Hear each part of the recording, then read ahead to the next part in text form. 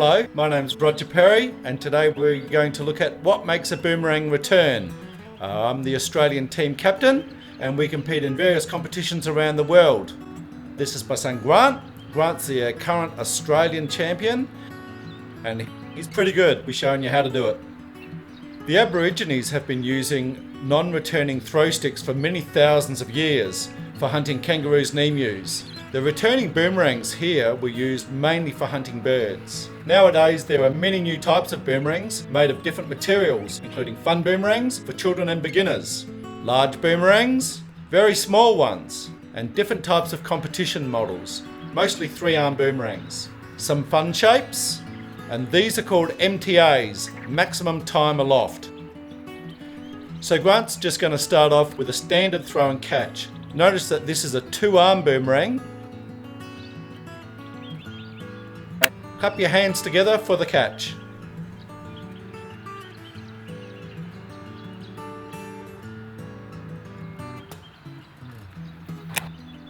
Now you'll notice here that we have a curved side and a decorated side. Always hold the curved or decorated side towards you. So when you're throwing, it's arm over and spin the boomerang. The rotation is the main thing. Lots and lots of spin. On the bottom, the boomerang is flat.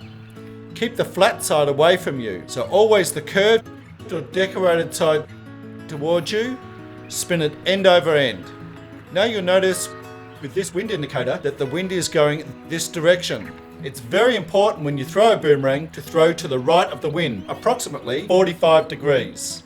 So if Grant's going to throw that boomerang, he's going to be throwing approximately 45 degrees to the right of the wind. The wind's coming this way, and when you do throw the boomerang, make sure you're letting it go level with your shoulder. Not too high, not too low, and just a little bit of angle. So if that's the vertical position, just a little bit off the vertical and spin end over end. Okay, Grant.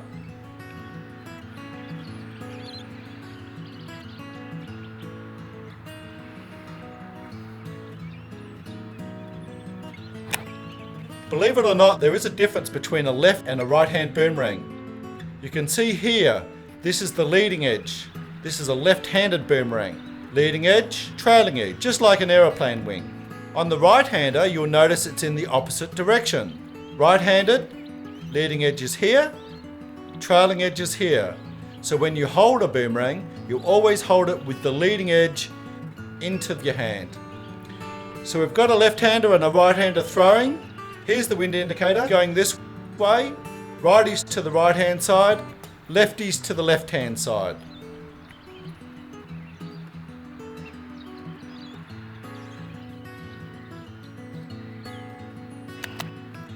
Aside from the various shapes, there are things you can do to help the boomerang to return, especially on a windy day. The wind can actually blow the boomerang away. So on this standard boomerang like this one, this really won't handle much wind at all. Just a couple of knots or a couple of kilometers an hour. Whereas this boomerang I've got here is geared up for lots and lots of wind. It's got big holes. We've got elastic bands. And elastic bands, by placing them in different positions on the boomerang, this helps create drag. Slow the boomerang down. It's a little bit like touching the brakes of your car.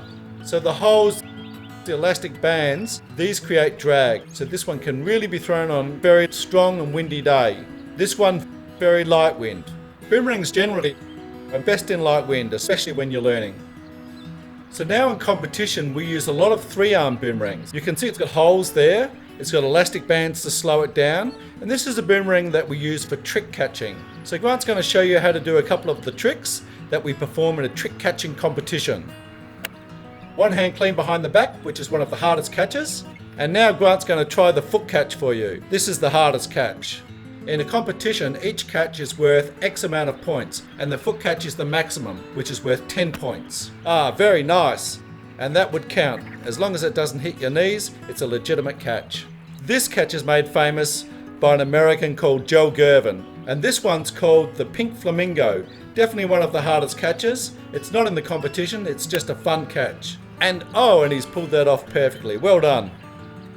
At the moment, Grant's throwing what's called a fast catch boomerang, and the idea of this event is to throw and catch the boomerang 5 times as quickly as possible. They're very quick. The one that Grant's throwing is not the fastest, but certainly quick enough. If you can get under 20 seconds for the 5 throws and catches, that's a very reasonable time.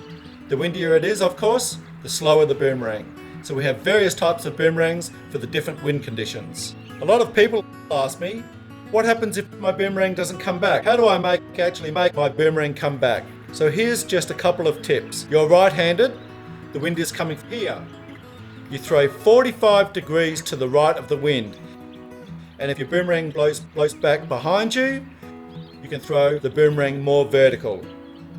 If the boomerang lands in front of you, you can throw the boomerang with just a little bit of angle like this. This helps the boomerang to do a shorter circle. If the boomerang lands to your left, throw the boomerang more to your right. And if the boomerang lands out there to your right, throw more to your left. So you do the opposite of what's going wrong with your throw. If you're left-handed, you have to reverse the principle. The main thing is though, never throw your boomerang flat like a frisbee. It'll take off and come crashing down. You could break your boomerang or it could land on your head. Always throw vertical or just off vertical. And if you catch the boomerang, clap your hands together, do it safely. Don't throw your boomerang at anyone, and on very windy days, it's best to fly a kite. Boomerangs are best designed for light wind. Enjoy your throwing.